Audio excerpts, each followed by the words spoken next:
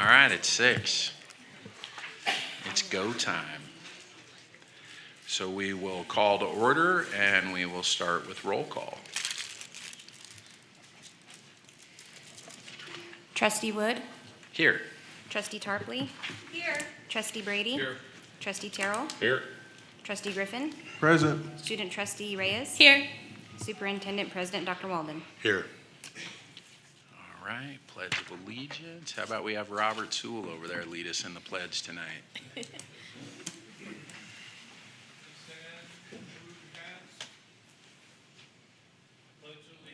To the flag of the United States of America and to the republic for which it stands, one nation, under God, indivisible, with liberty and justice for all.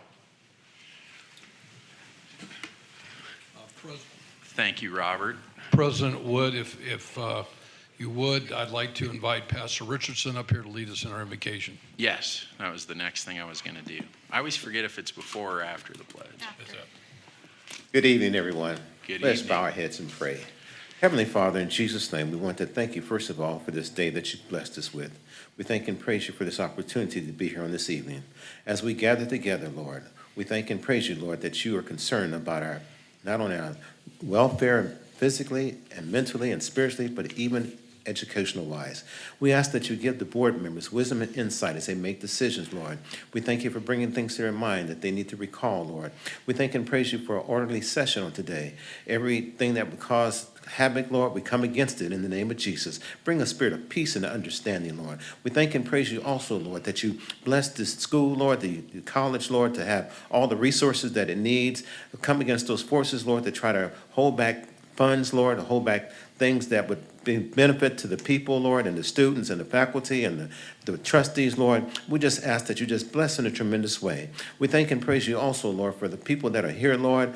Give them to say the right things, Lord, and just thank and praise you for everything being done decently and in order to your glory, Lord, and the benefit of the community. Bless us that we might be a blessing to others. In Jesus' name we pray, and we agree by saying amen.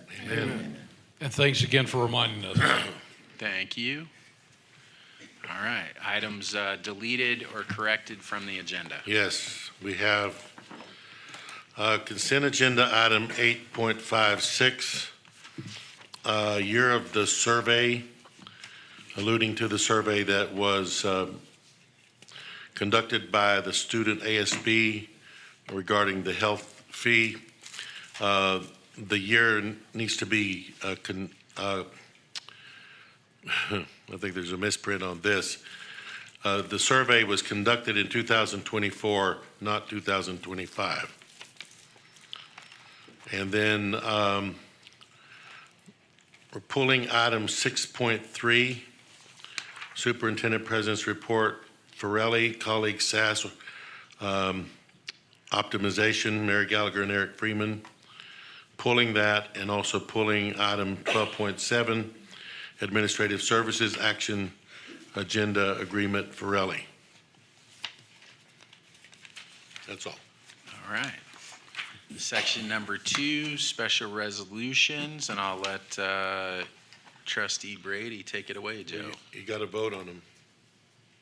We gotta There's vote 2 on- resolutions you have to vote on. Motion. Second. Motion by Brady, second by Tarpley.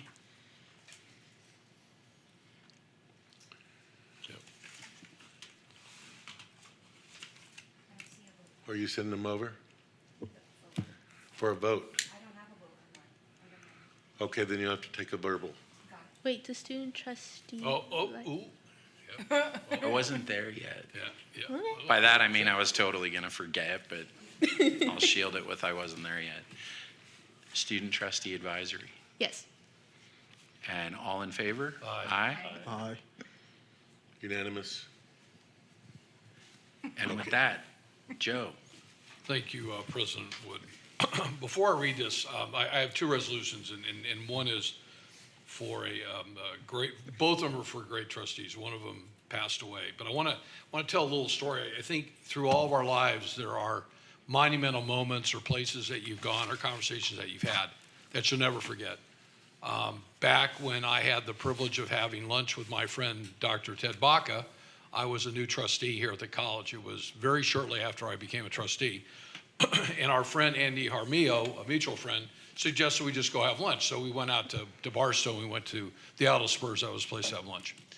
And we sat down, and before we ordered, I was talking about challenges that we were having with the budget. And at the time, we didn't even have literally a 5% reserve. And I will never forget, Erlinda, and for your daughter, your father pointed his finger at me and said, Joe, we have a 15% mandatory budget, and it's not negotiable. And he said it, and it was serious. I've never forgotten those eyes, that finger pointed at me. And I came back, I was able to share that, and ultimately we moved. Today we have a 16.7% reserve. But so every time I hear about the thing reserve, I think about your great husband, your dad. This is a resolution. So this is Victor Valley Community College honoring Dr. Ted Baca, Barstow Community College trustee. Whereas Dr. Ted Baca faithfully served the Barstow Community College with distinction for 31 years from September 1st, 1972 through May 17, 2003, dedicating his life to advancing higher education and student success in his hometown community. And whereas Dr. Ted Baca was raised in Barstow and graduated from Barstow High School, later earning his Bachelor of Arts, Master of Science, Doctor of Philosophy degrees, before returning his hometown to make Barstow his permanent residence and the foundation of his life's work. And whereas through his distinguished career at Barstow Community College, Dr. Baca served in numerous key roles, including tenured professor in science and physical education, athletic coach, athletic director, division chair, executive vice president of academic and student services, and vice president of academic affairs, shaping the academic and athletic futures of the countless students. And whereas Dr. Baca's excellence and dedication were recognized with multiple honors, including being Teacher of the Year, Administrator of the Year, and recipient of the prestigious College President's Award for exemplary contributions to the education institution. And whereas Dr. Baca passed away in 2022, leaving behind a legacy of educational leadership, personal integrity, and community service that continues to inspire all who knew him and worked alongside of him. And whereas the Victor Valley Community College District Governing Board recognized the profound and lasting impact Dr. Ted Baca had not only on the Barstow Community College, but on the broader region and those whose lives have been touched through teaching, mentoring, and leadership. Now, therefore, be it resolved that the Governing Board of Victor Valley Community College does hereby honor and celebrate the life, service, and legacy of Dr. Ted P. Baca for his immeasurable contributions to education in the community. And be it resolved that this resolution be entered in the official records of the Governing Board and duly signed to be presented to the family of Dr. Ted Baca as a lasting tribute to his memory, past this 12th day of August 2025. We're going to have President Wood will sign this, and I've talked to Stephanie. I'll bring this out to the September 13th barbecue, so it'll hopefully be in a plaque, and we can do it there. I do want to say one thing. We do have 3 trustees here tonight from Barstow, and I really appreciate you being here.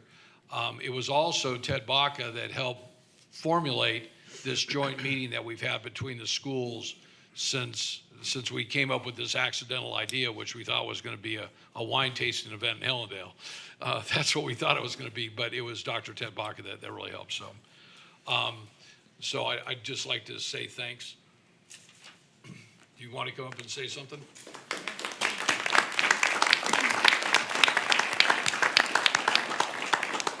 Good evening. Ted's looking down on us. It's really a great birthday present. His birthday is in 2 more days.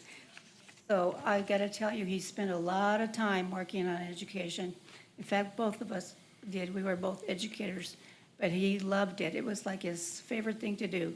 It was my competition, actually. But yeah, he did. He deserves this. Thank you so much.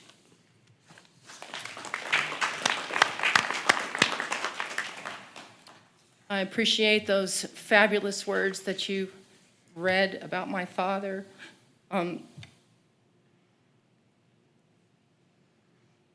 He is dearly missed. Those accolades that you read off was a wonderful, long list, well-deserved, worked so hard to make those things happen. And what's not on that paper, but I got to see, was all of the hard work and time and priority that my father put for his family. For his family. He came from a large family, and they were very close-knit, the Bacas. I'm a Baca, and I stand here very proudly saying that I'm a Baca. And although I followed in my parents' footsteps, and I became an educator as well. And I don't think I'll ever have a list even quite as long as what my dad did, but I'm always there to keep pushing. And he set the bar high for me, and everything that I do, you know, the person that I've become, and I'm proud of it. 28 years, this year's my 28th year, serving the K through 12 community, Barstow Unified School District. And I have fabulous role models, my parents, but I definitely wanted to mention that besides his professional career, his personal life has a really long list of accolades. So thank you, everybody, for recognizing my father, Dr. Ted Baca.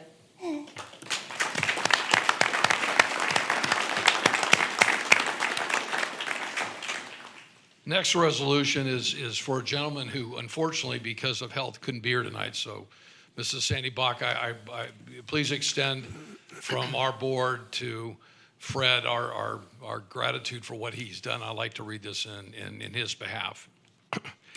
Resolution 2514, Victor Valley Community College District honoring Barstow Community College trustee Fernando Fred Baca. Whereas Fernando Fred Baca served as a member of the governing board of Barstow Community College from 1995 to 2024, contributing nearly 3 decades of dedicated leadership and steadfast commitment to student success and community advancement. And whereas Mr. Baca has been a proud resident of Barstow since 1960 and an early student of Barstow Community College. And whereas in his capacity as trustee, Mr. Baca has held numerous leadership roles, including president, vice president, secretary, foundation representative, county representative, and an active member of key committees, including budget planning, legislative relations, and personnel policy. And whereas Mr. Baca has served not only the college district, but also the greater Barstow community through his civic involvement, including as a member of the Barstow Area Chamber of Commerce, a founding member and past president of New Hope Village, a member of the Mojave Valley Volunteer Hospice, the Optimist Club of Barstow, and the YMCA of Barstow. And whereas Mr. Baca was recognized by the Barstow Chamber of Commerce with the prestigious honors of Man of the Year in 1994 and Small Business of the Year in 2006 for his outstanding community leadership and service. Whereas during the 29-year tenure, Mr. Baca has been a prudent steward of Barstow Community College's fiscal integrity, consistently acting in the public's trust by implementing and monitoring board policy to support maintaining a strong fiscal reserve. And now therefore be it resolved that the governing board of Victor Valley Community College hereby extends its deepest appreciation and heartfelt thanks to Fernando Fred Baca for his exceptional service, leadership, and unwavering dedication to the mission of Barstow Community College. And be it further resolved that this resolution be entered into in the permanent minutes of the governing board of Victor Valley Community College, and a copy be presented to Mr. Baca as a token of the board's enduring gratitude and admiration passed on this day. So, would you like to come on up?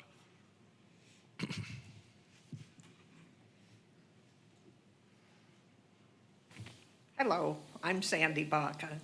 I'm the wife of Fernando Baca, who is the longest time of being a board of trustees, 29 years for Barstow Community College. This, because he cannot be here today, I would like to read what he wrote, what he would have said today, okay? He said, "Good evening and thank you. Although I'm not able to be present, I'm extremely honored to have been selected for this recognition. I feel, however, that honor should be directed to both Victor Valley College and Barstow Community College Board of Trustees for their willingness to work together across district boundaries in order to share ideas and ideals for the benefit of both institutions, as well as the benefit of the students and the communities. May this practice continue forever. Thank you, Fernando Baca." Wow. Mrs. Baca, I assure you, as long as I'm here, it will continue. And the last thing I want to do is I want to acknowledge our great president of Barstow Community College, Dr. Eva Bagg. Thank you. And thanks all of you for coming down here. We really appreciate it. And Paul, thank you. Paul Wilkie, former president, trustee member, thanks for coming back from Aruba so early for this. All you do is see pictures of you on Facebook. If you don't mind, Trustee Brady, I would like to express on behalf of Barstow Community College Board of Trustees our gratitude and appreciation to Victor Valley Community College Board of Trustees in this moment of recognition to our tenured leadership that we had in our mutual commitment and understanding to making education a priority in the high desert. So thank you, much appreciated to the trustees, President Wood and Trustee Brady. Thank you. President Wood, the last thing I'd like to do is thank Dr. Walden, Stephanie, your staff, and most importantly, the Board of Trustees for allowing this to go ahead tonight. Thank you. Perfect. Thank you very much. Thank you for making the drive. Thanks, Eva, for being the Uber driver. You're the Uber driver? She is. Oh. She had front door service. Did they give you 5 stars, though? Make sure they give you a 5-star rating on the app. It's not the stars, it's the tip you're looking for. Right. All right, Board of Trustee goals. I think I messed this up last time. I think it's Joe? Joe? Oh, yeah. I got it right? As Brandon says, I'm gonna wing it. Well, first thing I'd like to do is congratulate my fellow Board of Trustees for having the shortest Board of Trustee meeting in the school's history. Did you watch the end, though? Actually, I was having cocktails, so I can't remember. No, I Rightfully didn't, so. but I am going to watch it because of what you reminded me about the other day.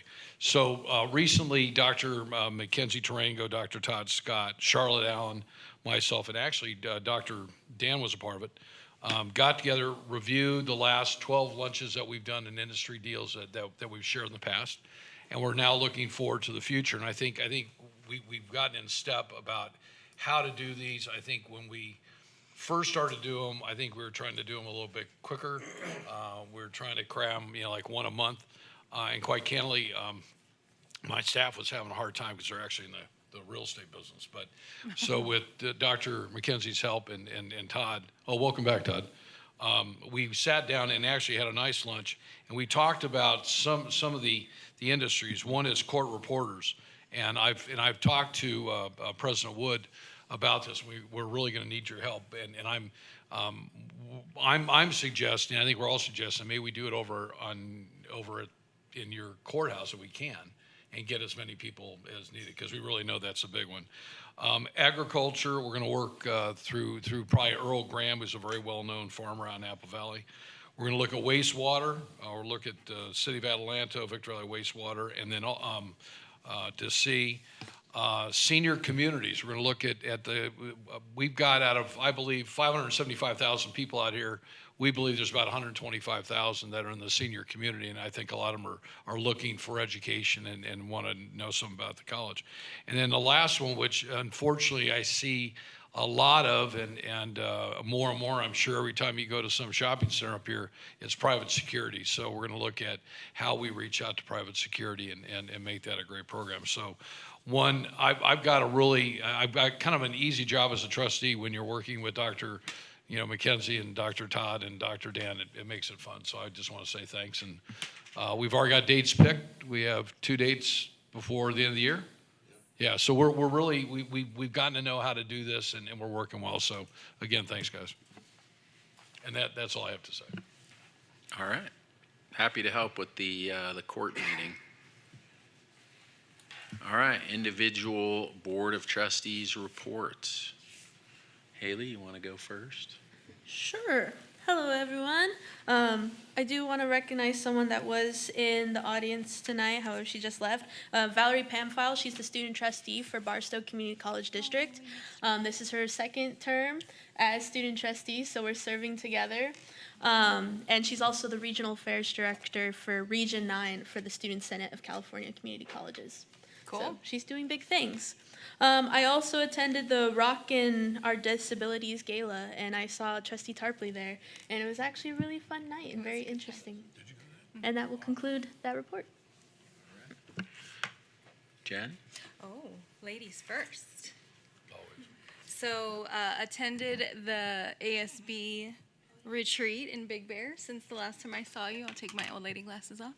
And that was super fun. Usually I drive, but I had to pick my son up from golf camp. So we came up, my son and I, a little bit after you guys arrived, which my sleep pattern was thankful for, and had a great time working with ASB, and it's just another great group of students. So excited to have you and see what you guys do. It's always amazing, and so happy to have you back for a second term, Haley. So proud of you. And as Haley mentioned, I did attend the Rockin' Disabilities Mystery Dinner, and the culprit, I believe, is actually in the room. It was pretty fun. Laura DeVericus was there as well, and she was actually the murderer, if you can believe it. Uh-oh. It was pretty funny. So we had a good time. Don't make any right statements. here, and they're hoping. You got Brandon Wood here. You'll get off. Don't worry about I have it. his card, his dog card. Yeah. And so they're hoping next year to use 2 rooms instead of 1, which would be cool. So that's all I have for now. All right, Joe? I had a great lunch with one of your fellow council members that's moving on to Berkeley, George. And we had lunch about 3 weeks ago. And one night he approached me here at a board meeting and said, I'd like to get some advice and I'd like to meet with you. I said, sure. So I gave him my card and said, I'd be glad to take you to lunch. And he followed up right away. I mean, he was really good about following up. What was so great was having lunch with a young man who was focused and who literally is getting no support at home. And nobody really wants to support this thing. And he's going to Berkeley. And it was just great having lunch. So that was about it. I do want to say one thing, and I'm not going to overstep my bounds, but I have been here for a little bit of time, and I think I got a little bit of history. The first thing, when Dr. Dan's staff reaches out to us as board members and asks us, for board meetings and stuff, I'd really like for all of us to get back to his staff as soon as possible. We all have busy lives. His staff has a busy life. And this going back and forth in this last meeting I just felt, in all the years I've been here, we've never had this. And I hope that, we all have a lot to give and take. I had to give up a meeting that's incredibly important to me. I have a very large development out in Barstow, but to make this thing work, I've got to be a team player. So I'm asking that when you get an email from Stephanie or staff that we respond right away. The last thing I'm going to say, and I had a couple people reach out to me over your very short meeting, President Wood, about how we address trustees. I've been here a long time, and Dr. G, I appreciate the fact that you're a doctor. By my name is CCIM and SIOR. I'm a doctor in commercial real estate. I'm one of 940 in the world that has those 2 designations. But I've never said to anybody here that they have to call me by doctor. And I had a couple of people call me and ask me what the issue was about the issue. And you're a doctor, and that's really important, and I'm really glad. But we had a trustee on this board that taught me more than any trustee has ever taught me. And I think that Trustee Wood and Trustee Tarpley had the chance to work with her, and that was with Trustee Tortorici. I'm going to tell you, nobody knew more about education. Nobody knew more about the inner workings of the board. Nobody knew more about protocol. And she made it very clear, and I want to make it very clear, we are trustees. We all have a designation, and that's really important, and your designation is very important. But she made it very clear because she came from the college issue. She was a PhD and very proud of it. But at one of the board meetings early on, because I think I said something, and she made it clear. She said, when I'm on this board, I'm a trustee, and we're all trustees. So, I'm not, I thought about bringing this thing up, and it really ate at me because the 2 people that called me, they said, what's going on? And I said, oh, it's just a formality. And, we're all getting along, we're all working together, but I thought I would take it upon myself to just address the issue, and hopefully that's all I've got to say. So. All right. Steve? I attended the retreat as well. I found it to be a great way to meet Haley's co-workers. And Co-workers. For free. Well, it was sort of for free. There was a lot of butterscotch involved. You ate a lot of candy? I still have butterscotch. So I do like it. So thank you very much for that. It was a very enjoyable experience.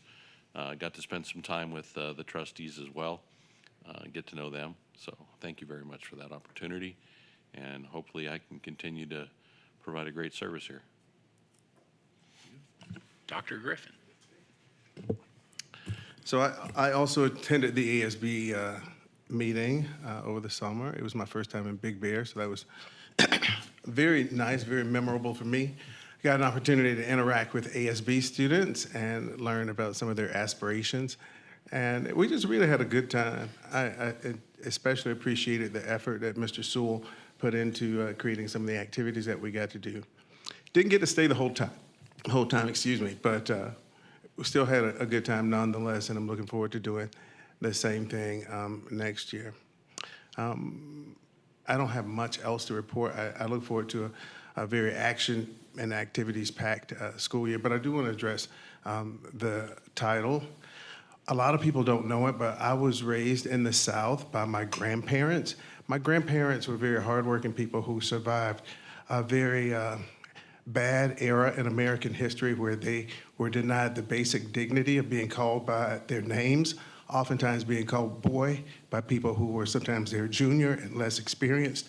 And so, excuse me, when I insist on not being called Chappelle or Pal up here, it's not just in honor of my credentials, but it's also in honor of my upbringing and my ancestors. So I wanted to say that.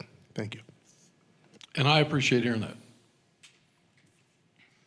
There's always two sides to every story. So, Doc, I appreciate that. And then I'm up. So I also attended the ASB retreat, went up Friday, stayed through Sunday. I was very happy to see that Robert added on the very fun, informal Sunday lunch stop on the way back down the hill. We used to do it, then it stopped, but you've started it back up, and that's always a fun final event, just to have a little decompress, just no more work fun. The students this year did an excellent job. I've been up there a lot of times and gone through the board goals and been in the room until 3, what's the latest we went? 3 a.m. We've had other years where it finished quick, and this year was a year where it finished quick. It was, the students really were kind of firing on all cylinders. They were working together really well. They were focused, and they put together a really good list of goals. And they did it pretty expeditiously and with a lot of cooperation. So it was just a really fun, really nice retreat, with the exception of the lack of air conditioning in the hotel. But we all you forgot, didn't you? Yeah, I did. We all survived that together. The entire hotel had no air conditioning. And despite the fact that it was in Big Bear, it was really hot in the rooms. But you know, as they say, pain is weakness leaving the body. So I think when we all were headed home from Big Bear, we came home a lot less weak. So next year, make sure the AC is working though, Robert, please.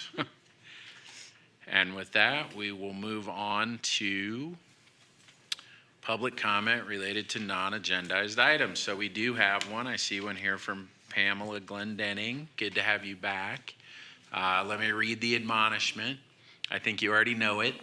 At this time, the Board of Trustees will listen to communication from the public on non-agendized items pertaining to college business.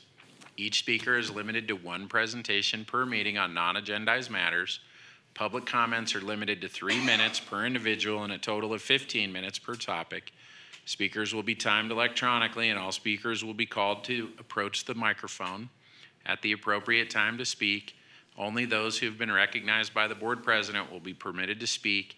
State law prohibits the board from addressing any issues not included on the agenda.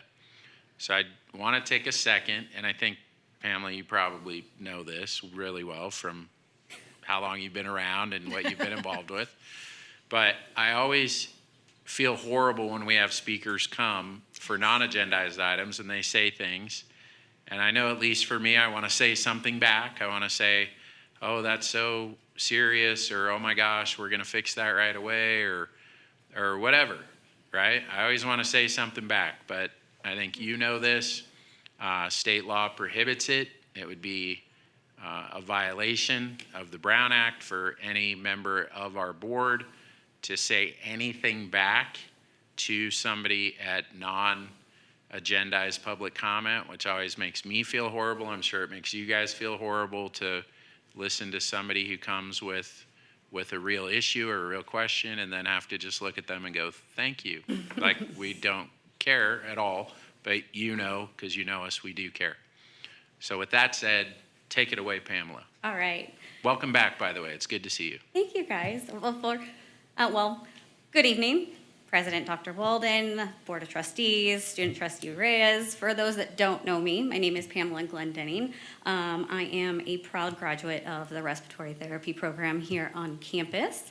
I also used to be student trustee a couple of years ago, so I do have some knowledge about how these things work, and I understand, and I just want to have my voice heard tonight. So I appreciate the opportunity to be able to speak in front of you. Like my ASB speech at graduation, I have a list of stuff to say because I am a terrible speaker, so I will go ahead and read off of that. So I'll go back. Proud graduate of the respiratory therapy program and a prospective student here for the upcoming bachelor's program. Appreciate the opportunity to speak with you today, and I come to you not only as an alumni, but somebody that's deeply invested in the future of the program, its students, and its leadership.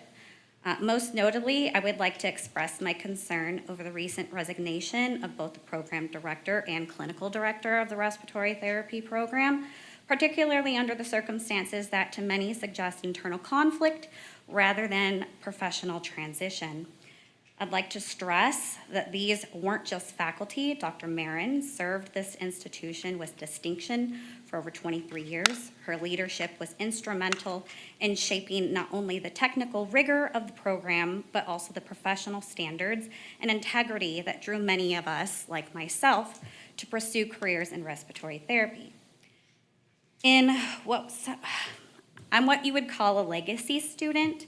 My younger sister graduated in 2006 as part of Dr. Marin's third cohort. Unfortunately, she's not here with us any longer, but I would like to speak on her behalf, that we both witnessed firsthand the care, structure, and mentorship that she brought to her role. That's why this sudden departure raises alarm, not just for me, but for current and prospective students who now question the stability and the direction of the program that we once trusted. What's most concerning is the apparent conflict that led to these resignations. From what we were told, which was basically the smallest amount of information, it was a power struggle between the program director and the new bachelor program staff member. It appears this individual's role and conduct may have undermined existing leadership without sufficient support and remediation from upper administration.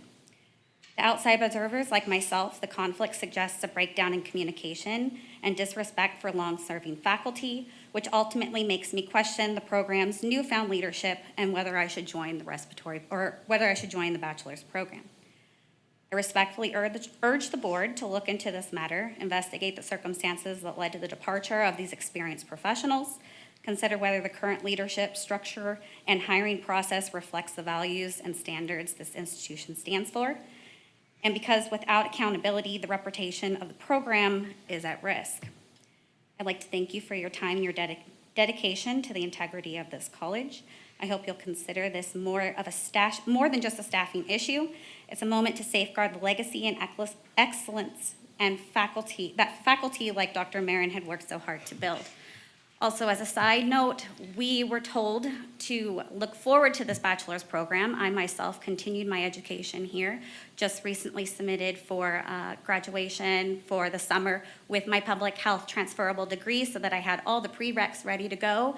And we got an email one day that says, hey, the things are up. We got the email the next day saying, hey, I'm gone.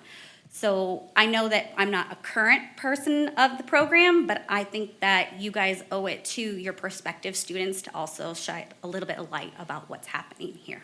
Thank you. And thank you. And Pamela, as you know, we can't comment, but the one thing I am allowed to do legally is direct you to the person that, or the people that you can speak to. Dr. Tarango, Mackenzie, and Dr. Scott, Todd. I think that they can shed a lot of light and answer questions that it sounds like you may have. You know who they are? Yes. They were here when you were here, right? Okay. Okay, ready? All right, and now we go to Superintendent President's report. All right, so we're going to start off with a strategic enrollment management update, presentation, I believe, of the new strategic enrollment management plan. Dr. Tarango. Just give him a minute to put up the slides, and then I'll start. So I believe the board members all have, you all got one of these? Yes. All All right. Well, good evening, Dr. Walden, Board of Trustees, Student Trustee Reyes, and Mackenzie Tarango, Associate Vice President of Instruction. And today, it's my privilege to share with you a strategic enrollment management update. So what is the Strategic Enrollment Management Plan? It is one of two primary guiding documents that help guide the college in what we're doing next and where we're going. The first being the EMP, the Educational Master Plan, followed by the SEM, which is the Strategic Enrollment Management Plan. The purpose of the SEM, the purpose of the VVC Strategic Enrollment Management Plan is to provide strategies for guiding efficiency, quality, access, inclusiveness, and certificate and degree completion, beginning with the student's connection with and entry into the college and continuing as they progress through and ultimately complete a program of study. So what does that mean in short? Basically, this document is a document that provides that strategically designs the student's journey to maximize success and timely completion for what they came here for, whether that be a degree or a certificate. The last strategic enrollment management plan was approved in 2021 and recently expired. And so the Participatory Governance Committee for Strategic Enrollment Management took the last 2 years updating the plan that you now see here today that was approved by College Council in June 2025. Hundreds of stakeholders participated in this process through surveys, focus groups, work groups, presentations, consultations, and data analysis. Stakeholders from every division in VVC and across stakeholder groups, from students to community members to staff, faculty, management, classified, part-time, full-time, and anyone else that I've missed, participated. But the committee guided the work. And so I just want to take a special moment to recognize the leadership of Harry Bennett, Lee Bennett, the Academic Senate President, Jane Montgomery, Crystal Pinto, Anne-Marie Fortune, who's here today as well, Michael Edwards, Virginia Moran, Edward Alvarez, Henry Young, Kelly Cahow, Amy Azul, Richard Radcliffe, faculty representatives Frank Foster, Troy Coons, Jerem Buig, and Regina Pierce Brown for their work and their leadership in getting stakeholder involvement, input, and bringing it all together from hundreds of individuals over the course of 2 years. So in front of you, you have the Strategic Enrollment Management Plan, approximately 60-something pages long. And so what I want to take the time up here to do is just share with you a few key components on how it's structured and how to navigate it when you go to peruse it on your free time. The document is aligned with the Chancellor's Office's Vision 2030. It's grounded in excellence, equity, and a caring campus.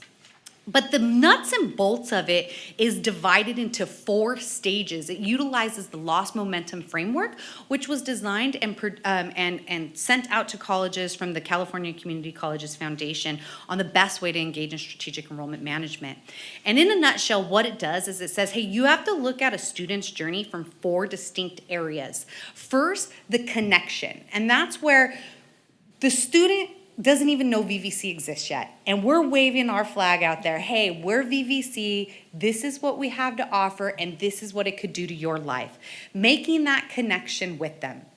Entry is the day they decide, I'm going to pick up that phone and I'm going to call the Connect to Success Center, or I'm going to walk into the One Stop and I'm going to find out a little bit about what VVC is all about and how do I start this journey. So that's your onboarding, your registration, your bursar's office, it's meeting with your counselors, and it's all the way through them registering and taking their first class is all of the entry stage. The third stage is the biggest stage, and that's the progress stage. That's where they're going through all of their classes, they're engaging in their personal struggles, their financial struggles, their home life, they need tutoring, and so it's the journey that's the class, and it's the journey about everything outside of the class that's impacting what happens with them in the class and their studies. And then the last stage is the completion stage, because we bring everyone to the finish line, whether that be the degree, whether that be the certificate, but our goal isn't just to say hasta luego, it is to say, here is a warm handoff. How do we provide a warm handoff into college, whether it be through our college transfer center? How do we provide a warm handoff to employers, whether it be through our workforce development, whether it's resume writing, interview skills, internships, apprenticeships? How do we ensure that how do we help them to their next step? Because we know that Victor Valley College is not an end, it's a means to an end, and that end to be either transfer to a community or transfer to a college, university, or to a career. So those are the 4 stages, and then we realigned our strategic enrollment management plan this year to align with the Chancellor's Office's 10 strategic enrollment management focus areas. So when you're looking at those 4 areas, connection, entry, progress, and completion, we're looking at them through the lens of, okay, well, what kind of marketing and communication strategies need to take place? What do we need to do in recruitment and outreach in these stages? What do we need to address in admissions and onboarding, retention and persistence, success and completion, access and equity, affordability and financial support, course and program pathways, policy, technology, facilities, community, business, and educational partnerships? So those are what we're looking at. Is there anything that needs to be addressed in those categories in each of those different stages?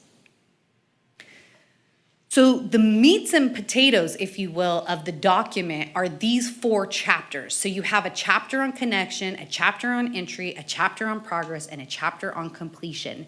And within there, you see all of those little boxes. And what those boxes are either strategies or specific activities that the stakeholders have identified that need to take place.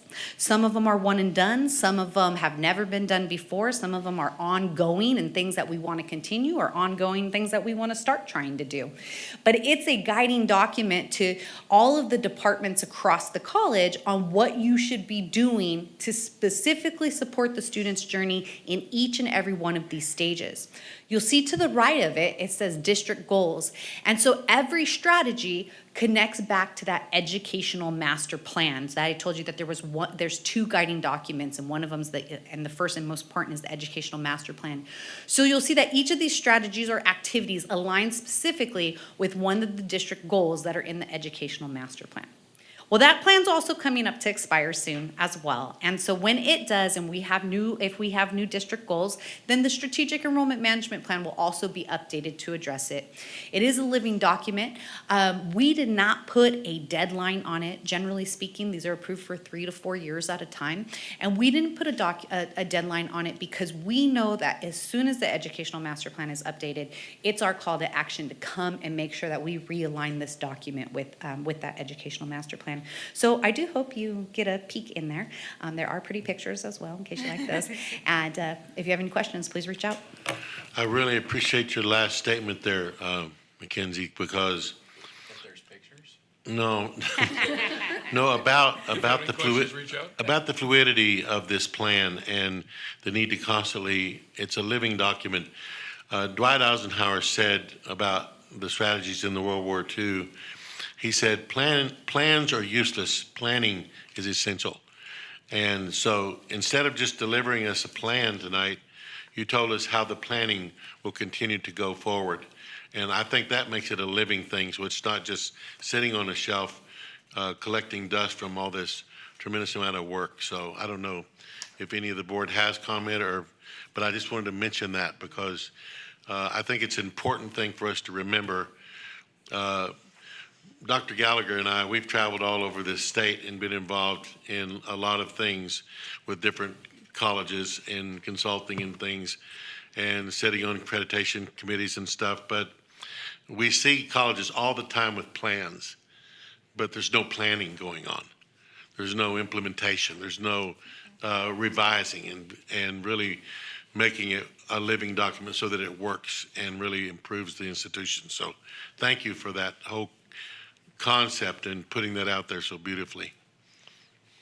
I'll just say this, the tie, and it was, 2 years ago, we got a real update on the educational master plan. And that really does, I mean, those two things really do tie together. So congrats. There's a lot of work. I will read it. All right. I'll read it too. There's But going to be a test. one of the questions I have is also on the follow-up. Are we meeting our goal to get these kids jobs? Or are we just giving them the education and not following through? One of the questions that I asked earlier on was concerning our Class A license and how our success rate was. And we're not hitting the mark there. We need to improve that. And we need to look at other things that we have in our master plan with where are we hitting the mark? That needs to be part of this as well. Absolutely, and in the appendix, you will see that we utilize Vision 2030 data. They set us our benchmark, and that is one of the components, work placement, job placement in there. And then also just strategizing on how do we improve job placement data collection, because it is an area that needs improved upon. It's not a fail-safe, and it's antiquated, at least. Thank you. Trustee Steve, I absolutely, I'm with you. Yeah, and that is a conundrum that we're challenged with because when students graduate, we often lose track of them. We can't, it's difficult. They go disappear into the ether or somewhere. I don't know, Mary, where do you think they go? It's like, so trying to stay in touch with them and, they're not even required any longer to give us their social security number, which is the one way we can track, some of the things that go forward. But as Mackenzie pointed out, in the appendices is the efforts that we connect with the Chancellor's office and how that they use those security numbers that we do have to track what's happening. And I'd say this, Trustee Terrell. We understand from the private sector how important this is. And they graduate, and I mean, it's important that we know where they go, and it's also, I think, really important for the foundation. I mean, you graduate from USC, they know where you are 30 years later. They know where you are 50 years later. That's scary. But there's a connection there. I mean, why are they sitting on, a $15 billion endowment? Why is Harvard? I mean, there's a real connection. And my concern, I've said for years on up here, is that, we have a lot of employers that want to come to the market here, and they want an educated workforce. And I'm afraid that we don't have the educated workforce that I think we tell people that we have. And I think we're on the same page. I just want the board, to know we take this serious. Your comments are exactly where our heart is, and we are trying and will continue to try to find ways to better connect our students with, so they don't just come here, but they actually get, for me, it's not just a living wage. We ought to be able to help them get a mortgage paying wage. Absolutely. So they can buy houses, not just exist. Right? Well, I know for me, I don't respond to the surveys that I get from my school. Sorry, guys. It's just I'm looking forward, not backwards. So that's They just want you to go down that little bottom box where it has Visa, it. American Express. Right. That's all they're looking for. They don't care about what you do. No, but it's just I don't have time to do that. So I understand the students and the forward thinking, and so maybe that's an area where we can focus on is forward instead of, hey, you were here once, type of thing. I don't know. Thank you. Next, we have, this is actually going to be in regard to an action item later. So the board will be adopting or asking you to adopt the students' established a health fee. And so I believe in the, Dr. Gallagher is going to present on this, but that's one of the things that you'll be voting on later, as well as the contract, right, with, is that in here? Yes, sir. The contract's in here too, okay. Yes, sir. So I'll let her take it away. Thank you. Good evening, trustees, President Walden, staff and faculty, administrators here and public here. I'm really happy to be here to present information to you on the Student Health Center. A little bit of background. The students in May of 2024 were surveyed about whether or not they would approve a health fee as part of their fees that they would pay every semester so that the college could establish a student health center. And we had 283 students who responded, and 85.5% were in favor of this. So we set out to start the wheels in motion to make this happen. And so we put an RFP out earlier this year in March, and we had one respondent to the RFP. We knew it would be a challenge in our area, but we did have one qualified respondent to the RFP. And so joining me tonight is Dr. Sean Smith, the CEO of Simba Center. And they were a qualified respondent, and we negotiated a contract with Simba Center. And so the contract that you have in front of you this evening is so that Simba Center can work with us to establish the Student Health Center. That's what we're here to talk with you about tonight.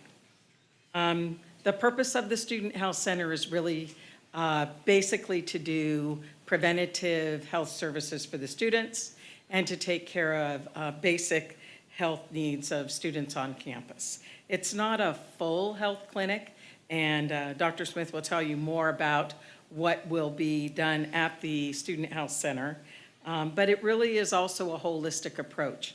We added education as an important component so that Simba Center will be able to provide educational opportunities for the students on their health and improving health.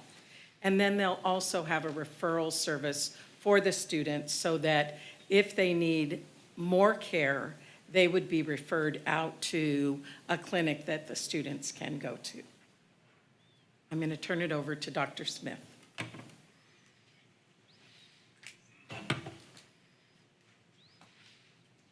Hello, members of the board. Good evening. Thank you so much for the consideration and the time this evening. It's good to see some familiar faces and good to be introduced to some new ones.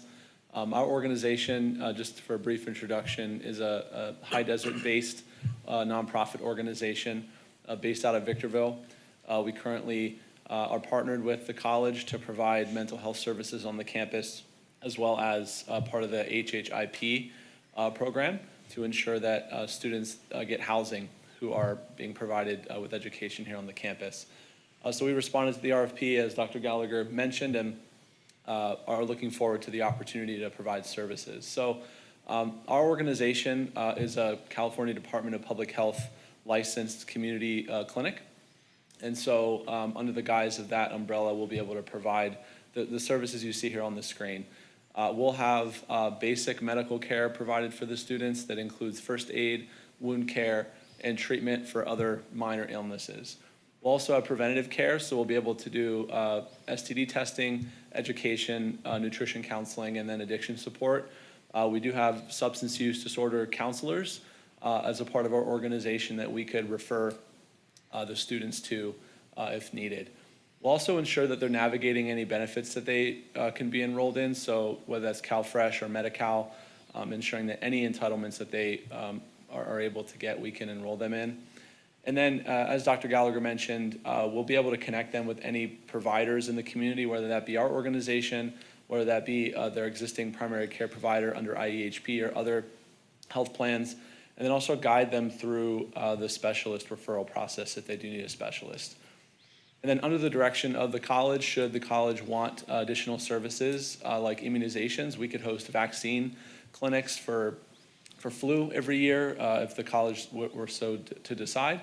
And we could also conduct other screenings like vision and hearing. And just so you kind of know what type of medical team we will have available to you, there will be a part-time medical director who is a physician. He's a board-certified family physician and addiction medicine specialist. That is the medical director over our current organization. And then on site, there'll be either a nurse, a physician assistant, or a nurse practitioner, depending on the type of applicants we receive, and a full-time medical assistant and administrative assistant that can manage the front. The facility hours, in terms of how we'll operate, it'll be Monday through Thursday, 8:30 to 6, and then Fridays, 8:30 to noon. We'll be closed on the weekends and any holidays or any days that the college is closed. The college will manage the facilities according to the contract that we've negotiated, and then we will provide all the health services by our staff. So something I would like to add in here, the cost of this is completely covered by the health fee that the students will be paying.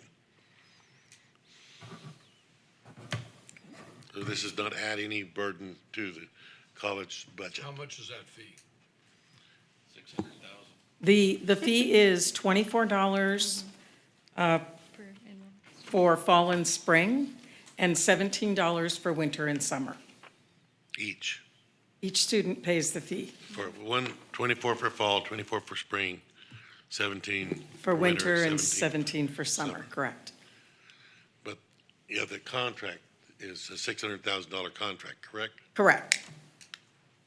Now you said there'd either be a physician or a PA, Nurse. a nurse.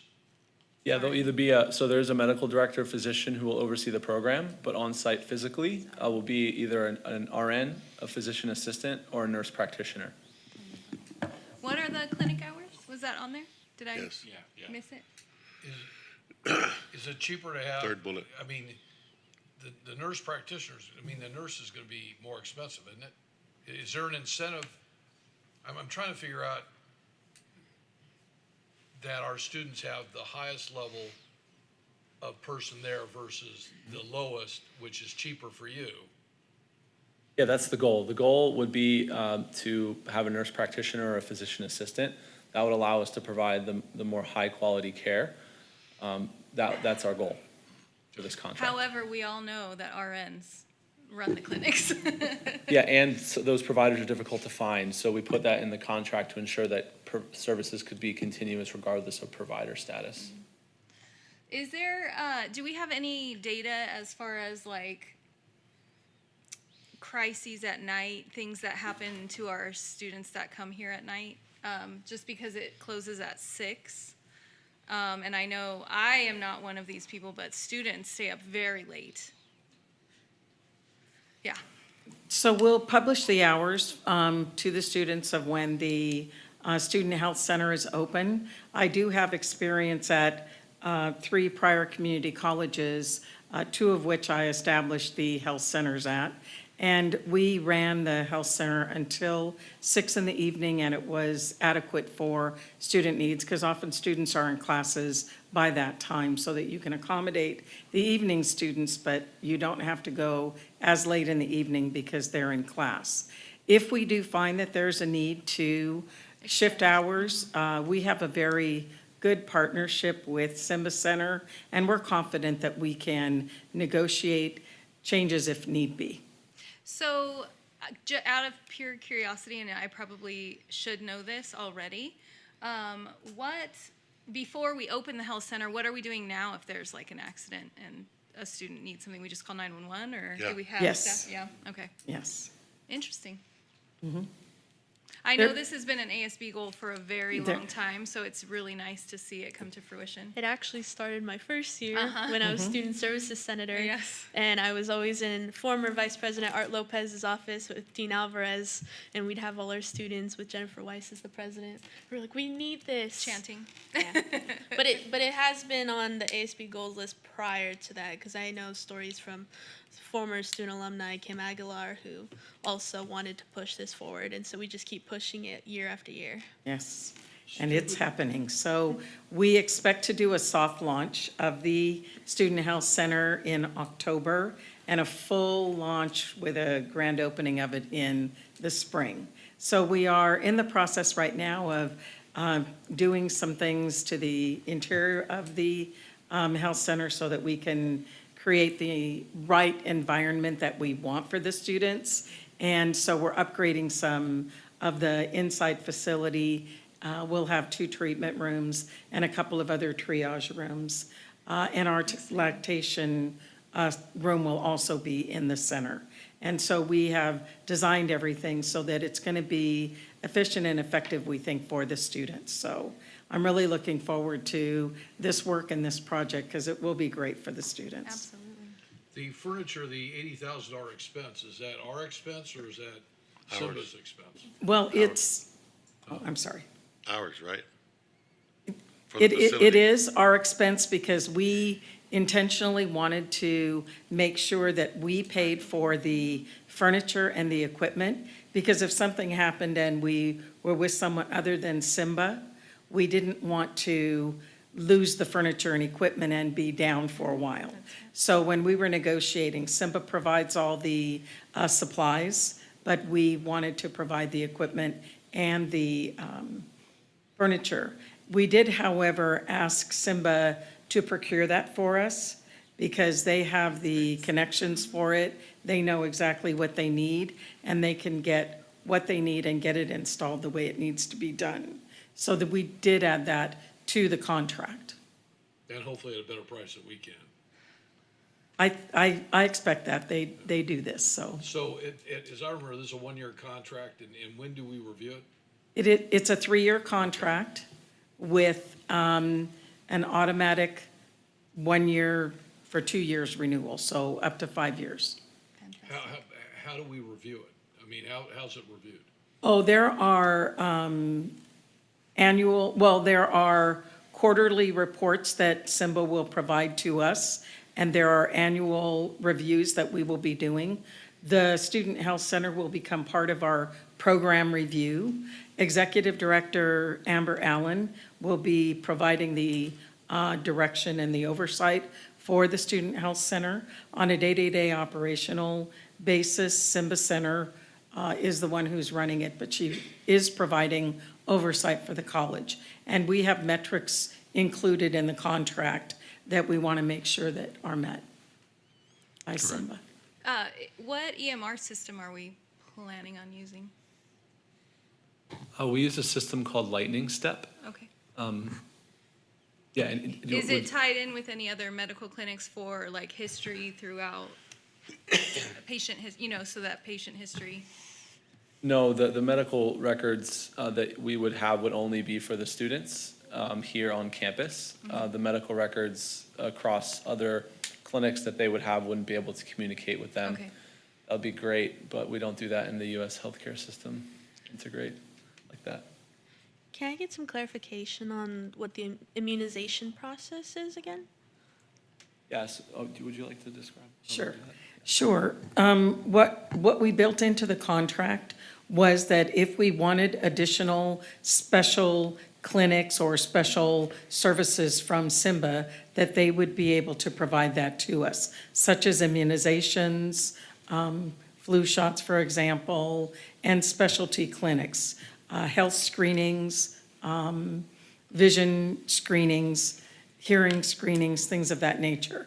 We have actually talked with Simba about more expanded services, but it will take us a little bit of time, a couple of years, to really be able to gear up to the vision that Executive Director Allen has is pretty extensive insofar as where she sees this going for the betterment of the students and their health, education, and welfare.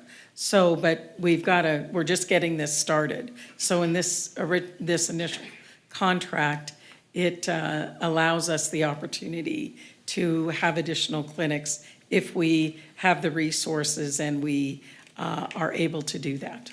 Thank you. I just want to say, I'm so glad that we're doing this. I want to ask a question out of my unfamiliarity with the way community colleges run. So is the way that we are configuring this in keeping with the way other statewide community colleges are doing it with contracting out? Yes, I have experience with 3 other community colleges as a vice president and a president, and at all 3 of the community colleges, we had the services contracted out. There are a few community colleges that do the services themselves.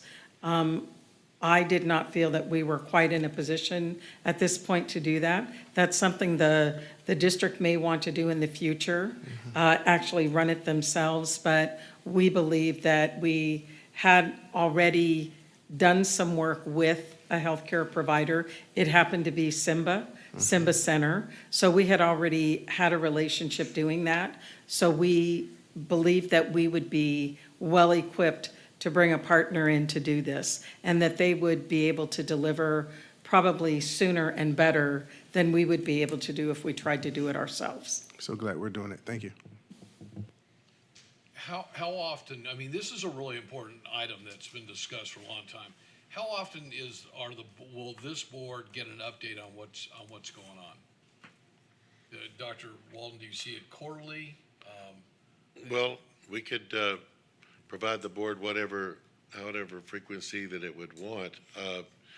I would probably suggest that we do the soft launch, do the full launch in the spring. Yes. And then bring back a report to the board at the end of spring 26.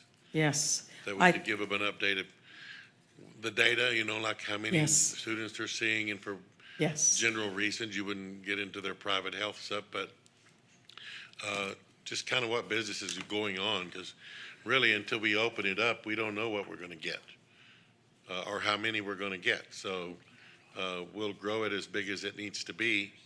That the students wanted to drive a Cadillac, that we gave them different options, fees as low as $11 all the way up to the 24, and they wanted the higher fee because they want the best care. So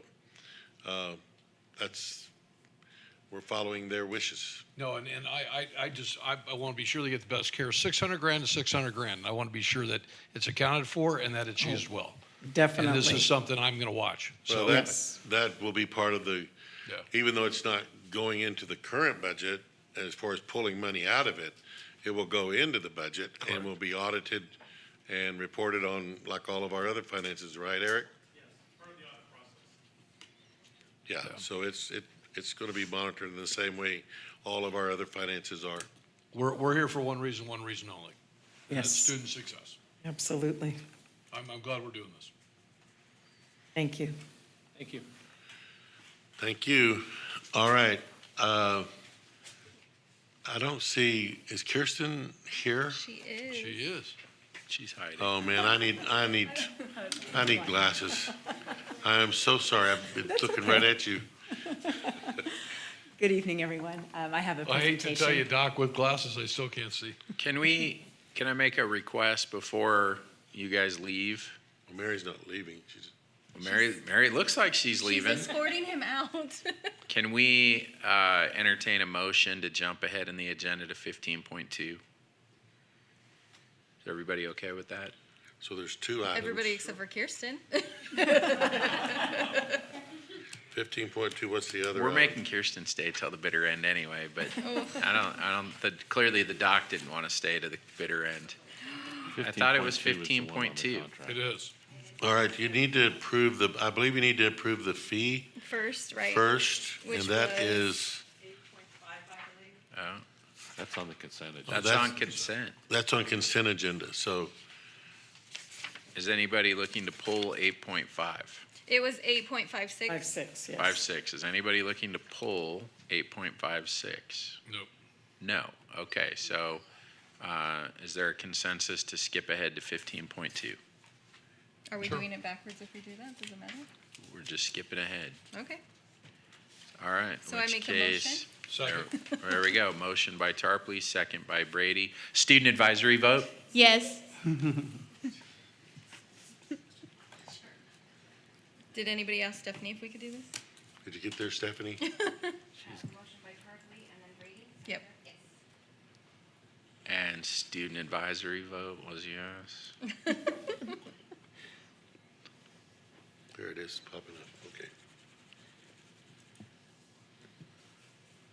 Now, in like an hour, when we get to 15.2 the second time, I'm totally going to call it again, though.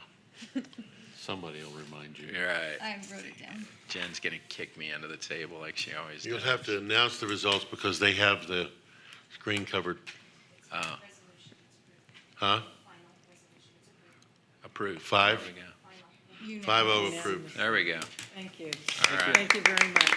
Welcome to BVC again, Simba.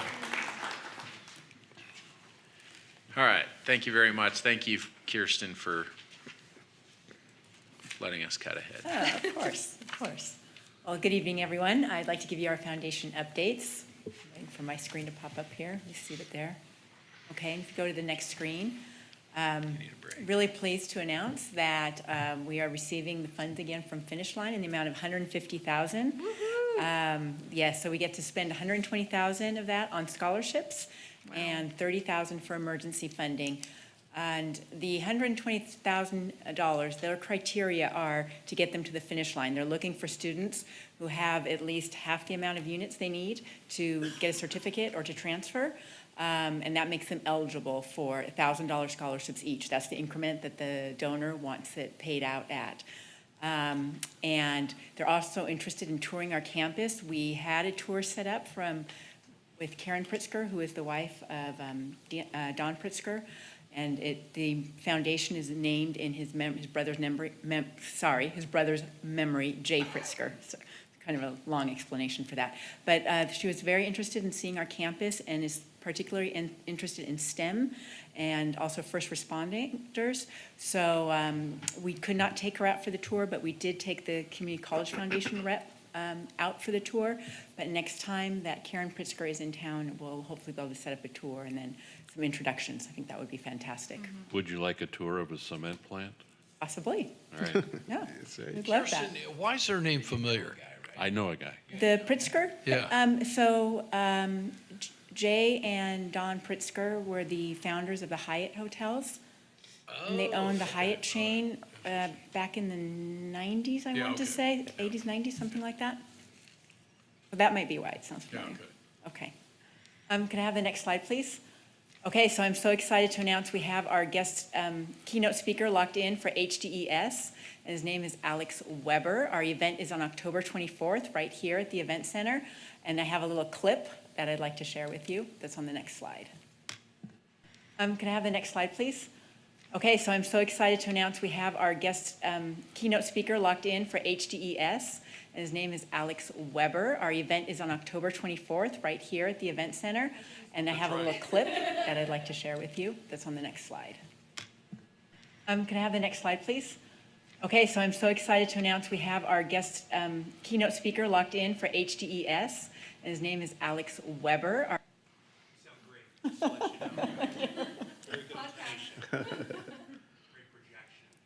Please welcome Alex Weber to the stage. Let's go. Today is about being unstoppable. If I were to ask you, day to day, do we feel unstoppable? Maybe we don't. Maybe in this world of changes and challenges and uncertainty, we feel a little drained, exhausted, stressed, maybe even worried because we're human beings. One of the best days of my life. In today's session, we are going to do something very rare and powerful. By the end of today, you will feel lit up. To truly be that fullest, greatest version of yourself, together, you will be unstoppable.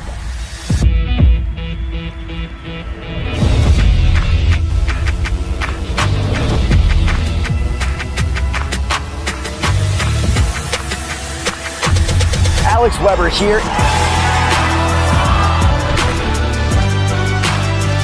To have gone from host to an athlete and competing on Ninja Warrior, that's a big deal.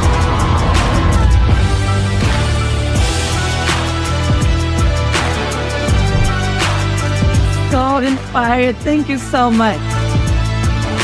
What a fabulous inspiration.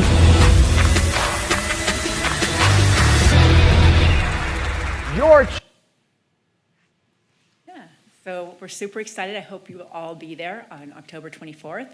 And a big thank you to our sponsors so far who have committed to the event. We're still working on sponsors, so if anybody knows anyone that's interested in sponsoring, have them see me, please.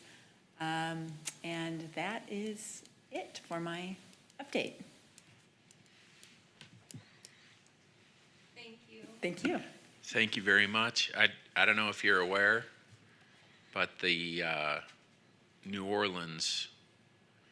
Yes, she's aware. Okay. It's right. She knows. They're on top, so. But we have it covered. All right, so ASB. Hello. All right, so my first update with ASB is thank you so much to those of you who attended retreat. Your guidance, your support, it really meant so much to those students that are sitting back there, as well as the ones that couldn't attend tonight. But it matters. Your voice matters, their voice matters. It's important that we're able to listen to each other and collaborate and work hard to make sure the students on this campus have everything they need to be successful. And I do want to announce that ASB will be working on 15 total goals this year. Due to time, I won't read through every single one, but if you'd like a copy, I can send you an email, or I have some extra ones up here. But the board and Dr. Walden, you should all have a copy. And then my second thing is our 9/11 flag setup will be over Labor Day weekend, August 30th, August 31st, and September 1st at 7 a.m. to 12 noon, where we will be setting 3,000 flags of honor for those that passed on 9/11. And then we are also having our 31st edition of an evening of award-winning comedy and magic, which will be September 13th at 7:30 p.m., and we invite you all. Thank you. All right, and I don't have any more comments. All right. So we will take a quick break right now. I won't say why, but you'll see her running away very quickly. I almost went to that event last year. The national flag event, so I make it up there. Gotta make a point of doing that. Elevator. Yeah, there was a table that guessed me, and I'm like, how do you know how? Letters are hard, right? If you don't say the right, okay. Right way? Yeah. There was a thing like, she had access to the library, and I'm like, I never heard anything about a library. The guy running it, he's like, no, I just put it on this page.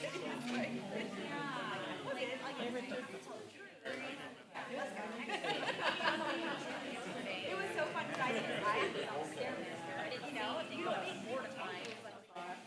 You couldn't even really get to go. So and I would recommend people wherever they.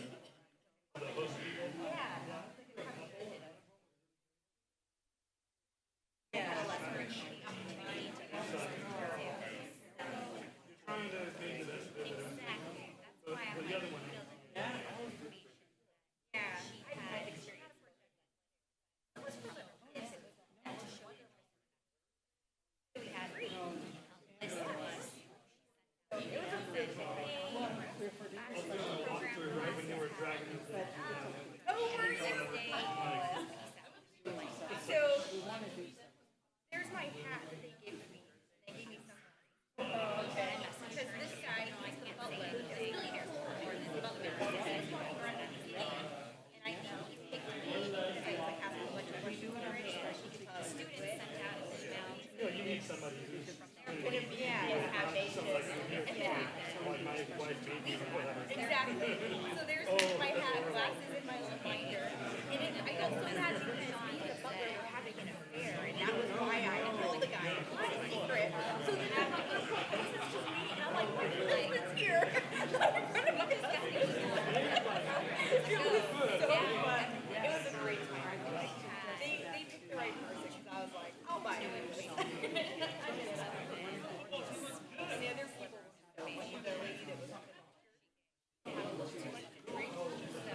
Hilarious. She was so funny. Yeah, and then, yeah, they just picked some great people.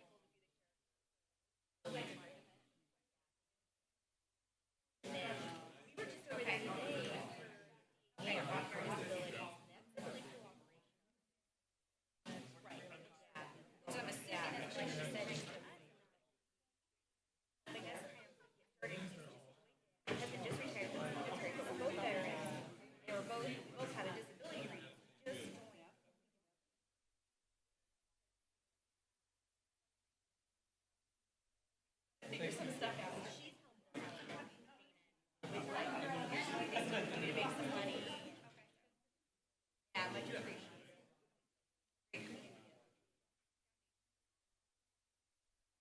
It does.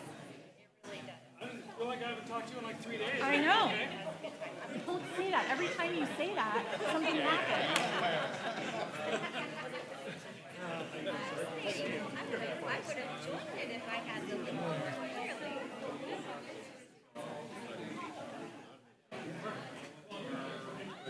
That's usually the way it goes out.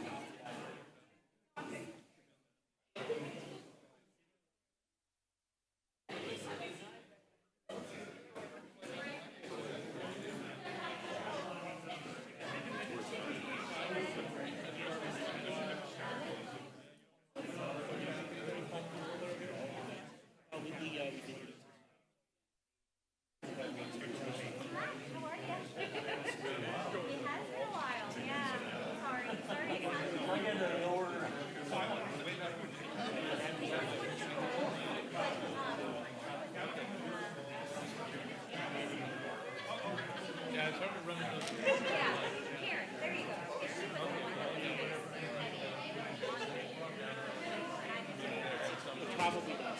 Okay. All right.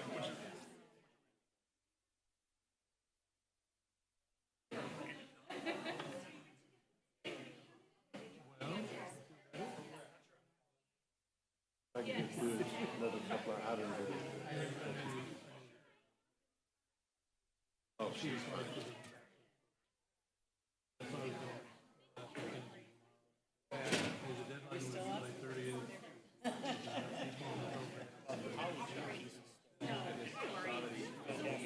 Yeah, I don't know.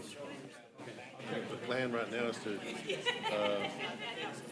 have it as a 12-week, in the last 12 weeks of the semester. Oh, wow. We're not gonna start it on the first day of school, but they'll have several more weeks to enroll. So she may have an option. Because the deadline, the only thing that's out there is what Tracy sent out to people. Because I asked Pamela to send me the Well, application. no, I believe that Mackenzie just advertised it. Okay. Yeah, she said she did. Okay, all right.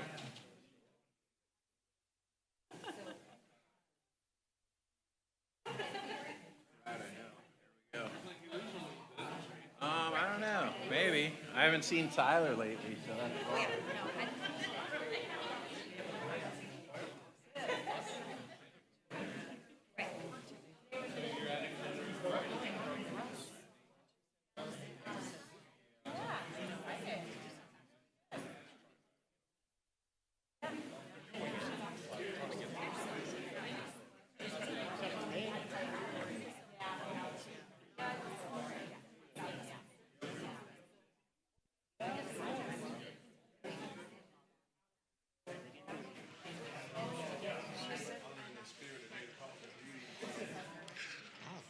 Totally made sense.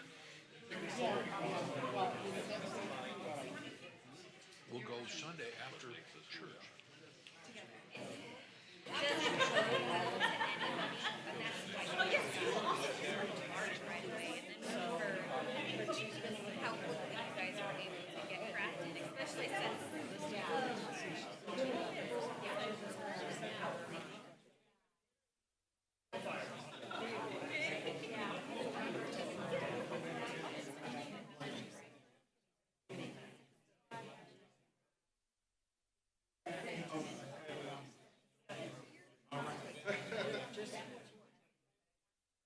Hands are cold.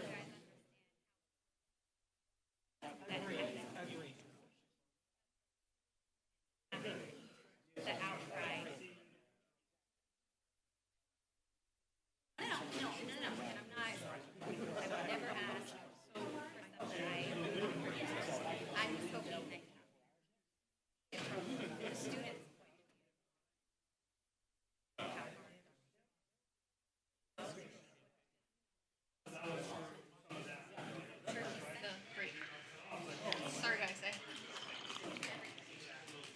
Moving on to Hello. section 7, academic senate. Not here. You mean it. Oh, I don't want to break it. It's kind of fragile. You're like Judge Judy. That's Right. a whip. I got him. Academic senate. No, Not not here. here tonight. AFT part-time. Not here. CSEA. Not here. CTA. Not here. Management. Out here. I think there is a management. Uh-oh. Somebody is here. They have to be here. It's in their job description, so Have an entourage tonight. the deans do. Motion to clip Kelly's time to 10 seconds. We'll be quick. All in favor? Good evening, Dr. Walden and Board of Trustees. Tonight, I'd actually like to donate my 3 minutes to these gentlemen here. Several months ago, I presented to you about the Performing Arts Center and all the amazing events that they've hosted there. And they were too shy that evening to come, but I did convince them to come tonight and share the 25-26 season with you all. So I'll hand it over to them. So the first thing Let you me got to tell introduce, us. sorry, this is Andrew Dahl and Matthew Bowman. So Andrew and Matthew, how did she convince you? We like sweets. Yeah. Way to go, Kelly. Kelly's a lot more dangerous than she looks. I knew her in her former life when she always had handcuffs and a gun. So Oh, that's right. yeah, You knew her well. yeah. Kelly says show up. Okay, let him speak. Well, thank you, Kelly, Dr. Walden, Haley, and the Board of Trustees for having us tonight. As Kelly said, my name is Andrew. I'm Matthew. Okay, and we are part of the Performing Arts Center. And we're excited to announce our 25-26 season to you guys. Did you give out the? Yes. Okay, so you guys have it in front, and thank you, Andrew Caravella, for helping us put this together. Just one more way to help advertise to the students some of the events we have in the Performing Arts Center. So this year, our theater arts department, they'll be doing 5 productions that are all student-led. One of the productions will also be that will be performed is written and produced by one of the theater arts part-time faculty. So it's self-produced, which is really exciting. Our music department also has a lot planned in the Performing Arts Center with their choir, orchestra, jazz, and mariachi events. And even with Dr. Miskell, leaving us, we feel that they're going to keep progressing, and they've shown that. So we're looking forward to having them. The Lakeside Thespian Society, which is the theater arts student club, they have 3 productions planned in the pack. They're all student-directed, student-designed, it's student-led. So the 2 of us are just there to make sure everything's functioning, and they're running the show. So it's really, really exciting that they've evolved over the past 2 years. We haven't seen the club be this involved in quite some time. The PAC also has a few events. We have our student talent show, local band spotlight, which is this year is going to be featuring VVC students. So it could be VVC students that have a band outside. They don't have to be in the music department. We have multiple open house art galleries, and of course our haunted house. And all of the PAC events are free to the students, staff, and faculty. So we'd love to see you guys all in the PAC this upcoming season. So thank you. Thank you. Great job. Of course. Thank you. Thank you, guys. Grab some sweets. You guys are awesome.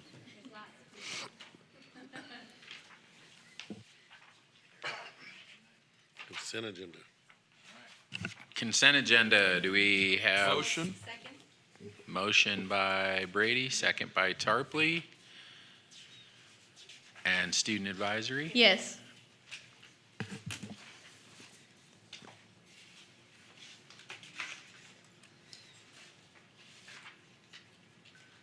You weren't lying, it is slow tonight. It's slow tonight.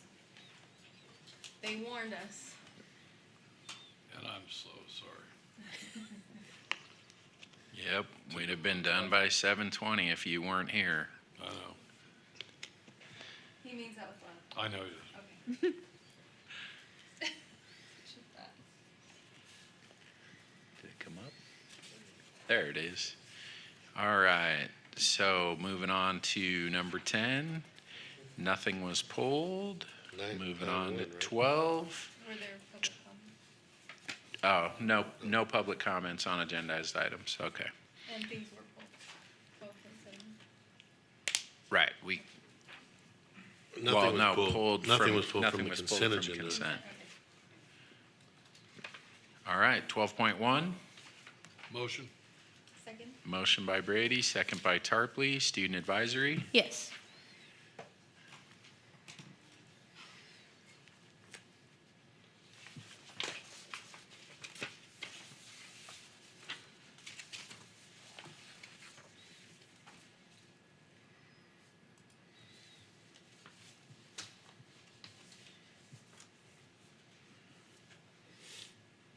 Twelve point two, agreement with Cambridge West Partners LLC. Motion. Second. Motion by Brady, second by Griffin.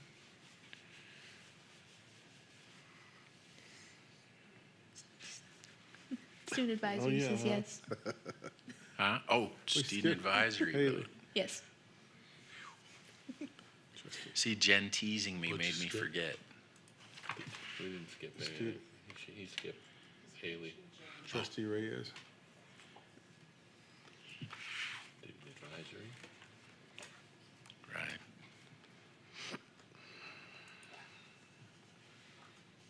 Just sit over there with your thumb up. 13.2, agreement with Granite Student about Insurance 12.3? Services. Motion. 12, what did I say? 13.2. Oh my God, I'm looking at 12.3, I'm like super tired. Uh-oh. All right, 12.3, Granite Student Insurance Services. Motion. Second. Motion by Brady, second by Terrell, student advisory. Yes.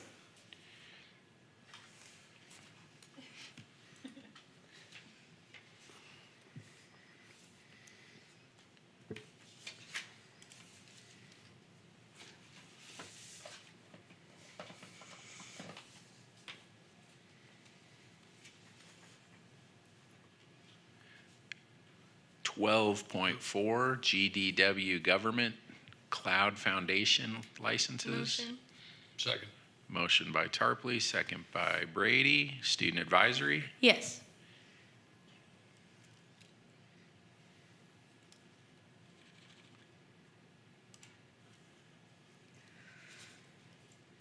Are you freezing over here or what? Stephanie, can you check, did my, on 12.3, did my vote come through?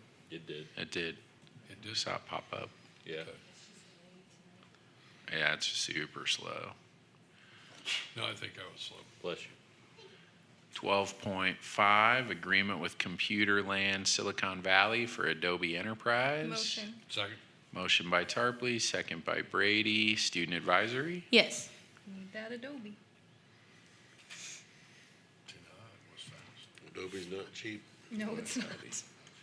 Oh, you were first.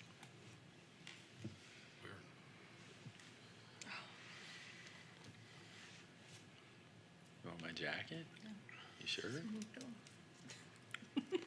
There we go. 12.6, delegation of travel approval authority to vice presidents and associate vice presidents. Motion. Second. Wow, motion by everybody. I think I heard motion by Griffin, second by Tarpley. Sure. That's on the VVC jet, right? Student advisory vote? Yes.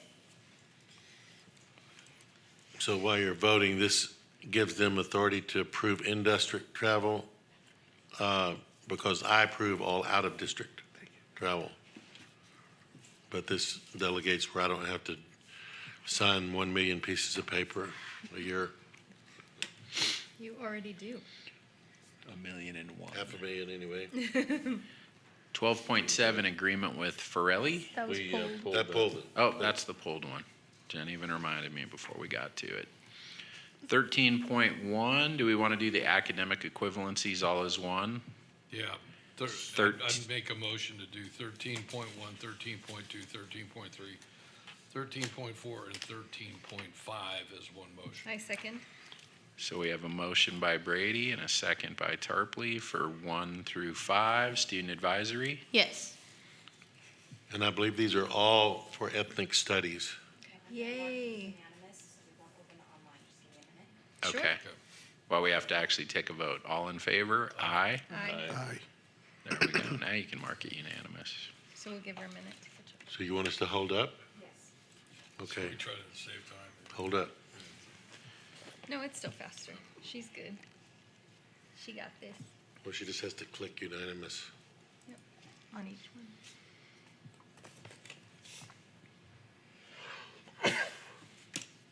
Bless you. Thank you. What'd you bring us to eat? You did not just do It's that. like tacos. I did. We got time to fill. I don't know. Yeah, she brought some snacks. Got to sneak in better than that.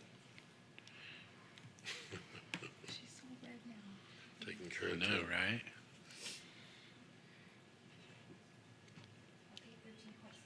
All right, 13.6, revised academic management job description for Vice President of Student Services. Motion. Motion. Motion Second. by Tarpley, second by Brady. Student advisory? Yes.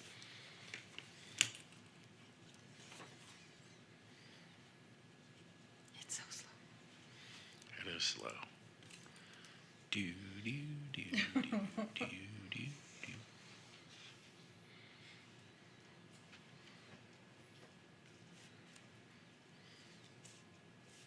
13.7, contract of employment, Dean Instruction of Blar. Motion. Second.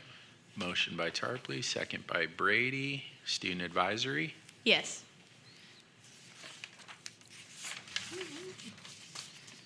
Well, wait for all the no votes to roll in before you come up to give your big speech. Called me up, so. I motion for her to go. Right. Save time.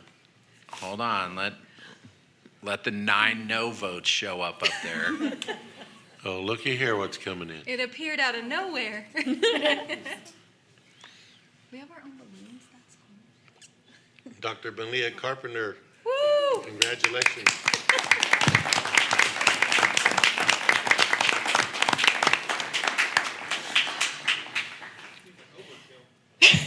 So I've been working all day to not be emotional. It honestly feels like just yesterday I was a student here. And so this is very surreal for me to step into a dean position and be able to pay forward all of the opportunities that VBC has given to me. I've been here 20 years, so it's really kind of like a dream. Being here 20 years, a lot of people are not still here to remember that shortly before I started, my mom had retired from VBC, and she was an office assistant in HR, and there's just something profoundly meaningful about me, her daughter, becoming a dean tonight. And I share that with you because I believe so deeply that VBC changes lives. It has done that for me. It has broken cycles of lack and poverty within my own family. So thank you so much for this opportunity. I commit everything I have to give to do well by you in this position. So thank you so much. So deserved. Thank you.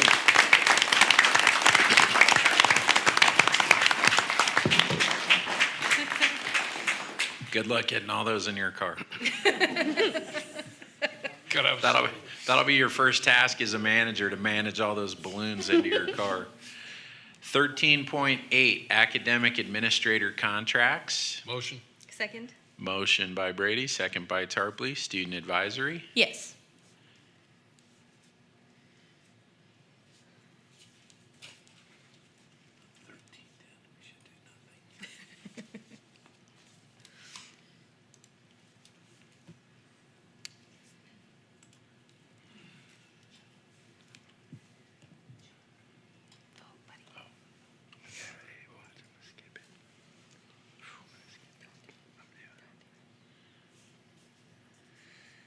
There we go. 13 point. Thank you. 9. 13.9. Motion. Second. Motion by Tarpley, second by Brady. Student advisory. Yes. You guys, I'm sorry. I hope I'm not doing this out of protocol, but I was going to ask that Dr. Walden just explain this one again. Oh, yeah, sorry. If anybody wants discussion, by all means, pipe up. I'm sorry, what were you asking for? That you explained 13.9 and 10. All right, so, well, 13.8, I believe was out of order, but you. 9.9. I know, but you just approved 13.8, which is the contracts under the reorg. So the 13.9 is basically eliminates the AV position, the Associate Vice President of Instruction position that McKenzie now holds, and then under the Ed Code, reorganizes her into a new position, Vice President of Instruction. And then, and the same thing on 1310 eliminates Dr. Scott's current job of Executive Vice President of Instruction, Innovation, and Student Success to that of Chief of Staff. So that's what each of those are doing, is you eliminate, in order to do this reorg under the Ed Code, you have to be getting rid of a position in order to put them in another position.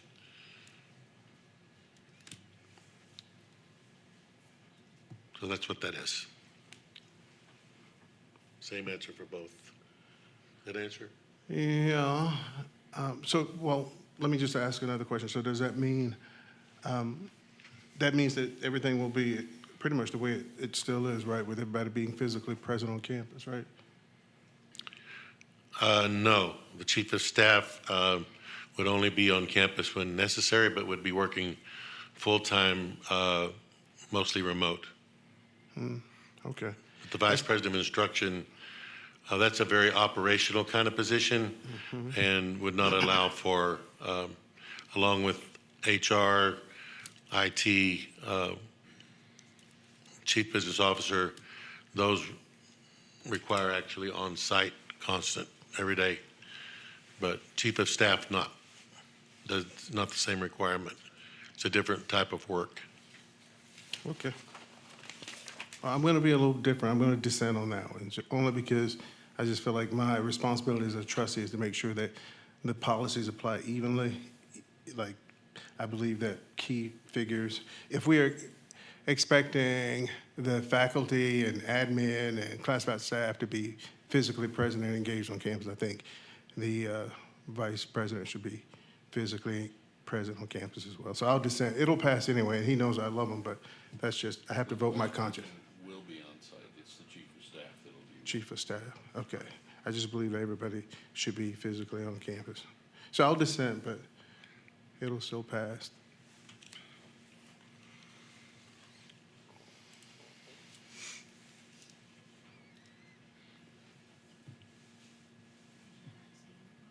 I just did.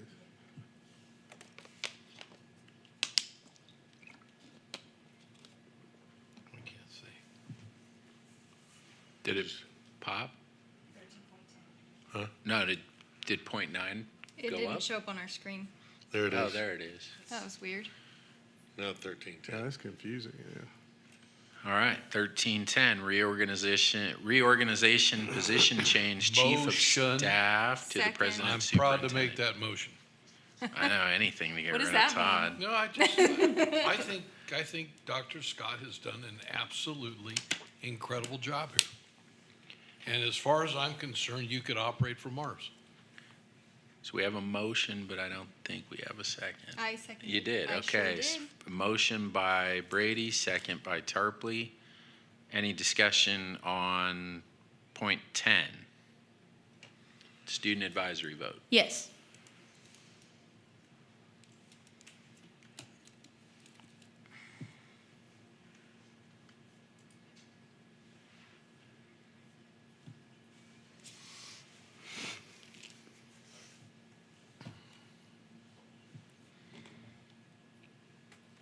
Thirteen point 11, reorganization of the Child Development Center. Motion. Second. Motion by Brady, second by Tarpley. Student advisory vote. Yes.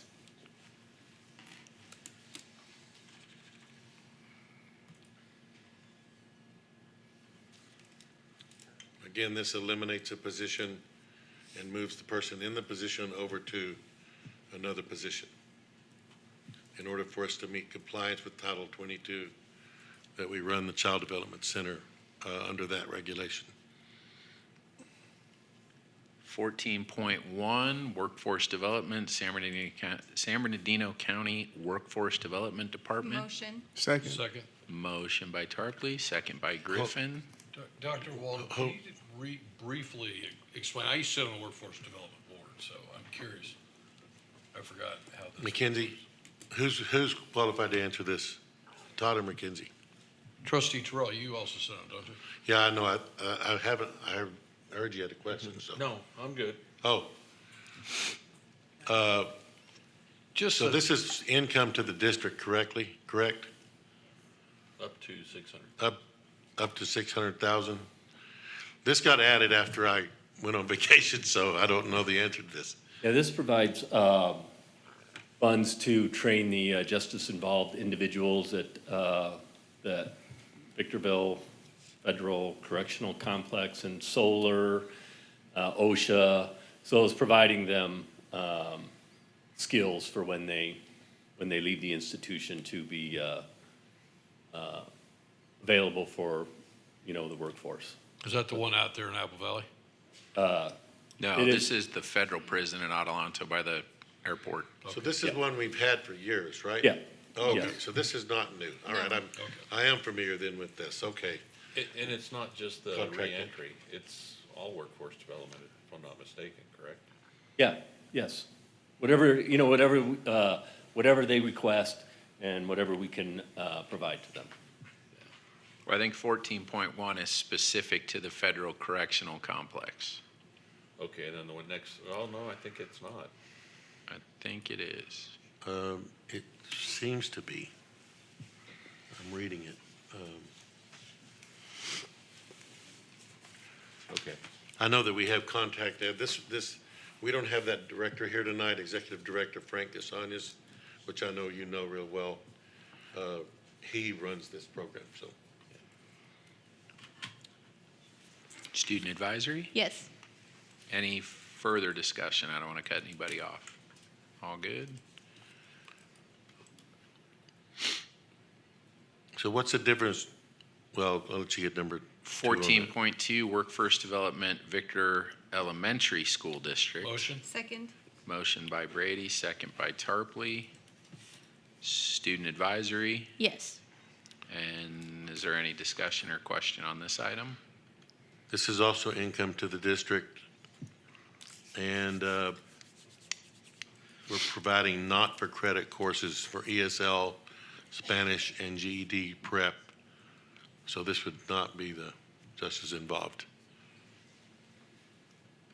But it also goes to Frank's area. right? 14.3, independent contractor agreement with Loyal Brothers. Motion. Second. Motion by Brady, second by Tarpley. Student advisory. Yes.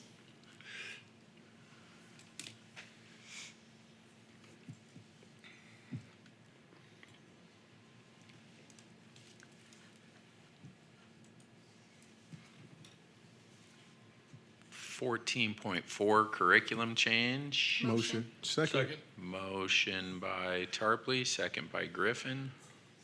Student advisory. Yes. Yeah, we can get out early too. Don't jinx us now. Remember, Don't jinx it. 15.2 was already. Okay, I take it back.